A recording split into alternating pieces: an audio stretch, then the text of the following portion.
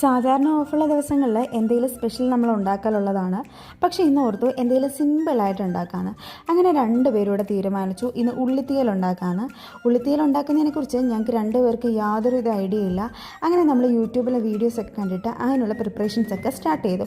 ഞാൻ അതിനുള്ള അരപ്പരയ്ക്കുന്ന സമയത്തേക്ക് ഹസ്ബൻഡ് ഉള്ളി കട്ട് ചെയ്ത് അതെല്ലാം വഴറ്റാൻ സ്റ്റാർട്ട് ചെയ്തു. അപ്പോൾ നമ്മൾ വിചാരിച്ചു ഫെയിലിയർ ആയിരിക്കും ഇതെന്ന്. പക്ഷേ വൺ സക്സസ്ഫുള്ളായിട്ട് തന്നെ നമ്മുടെ ഉള്ളിത്തീയൽ റെഡിയായി വന്നിട്ടുണ്ട്. അതൊന്ന് റെഡി ആകുമ്പോഴേക്കും നമ്മളതിന് സൈഡായിട്ട് സോസേജ് ഫ്രൈ ചെയ്യാൻ ഓർത്തു. സിമ്പിളായിട്ട് തന്നെയാണ് നമ്മൾ സോസേജ് ഫ്രൈ ചെയ്യുന്നത്. വലിയ മസാലകളൊന്നുമില്ല. നമ്മൾ ഫിഷൊക്കെ ഫ്രൈ ചെയ്യുന്ന ആ സെയിം മസാലയൊക്കെ ഇട്ടിട്ടാണ് നമ്മൾ സോസേജ് ഫ്രൈ ചെയ്യുന്നത്. അപ്പോൾ സോസേജ് കൂടെ ഫ്രൈ ആയപ്പോഴത്തേക്ക് നമ്മൾ ഓർത്തു ചൂടോടെ തന്നെ ഇന്നത്തെ ലഞ്ചങ്ങ് കഴിക്കാമെന്ന്. നല്ല കുത്തരി ചോറും അതുപോലെ തന്നെ നല്ല കുറുകി വന്നിട്ടുള്ള നമ്മുടെ ഉള്ളിത്തീയലും പിന്നെ നമ്മുടെ സൈഡായിട്ടുള്ള സോസേജ് ഫ്രൈയും പിന്നെ നാട്ടിൽ നിന്ന് കൊണ്ടുവന്നിട്ടുള്ള നാരങ്ങ അച്ചാർ പിന്നെ ഒരാളൂടെ വന്നിട്ടുണ്ട്, വേറെ ആരുമല്ല, പരിപ്പ് കറി. അത് ഇന്നലത്തെ ലഞ്ചിൻ്റെ ബാക്കി വന്നിട്ടുള്ളതാണ്. ഇതും പിന്നെ പച്ചമുളകൂടെ ഒഴിച്ചിട്ട് നല്ല ഹെവി ആയിട്ട് തന്നെ കഴിച്ചു.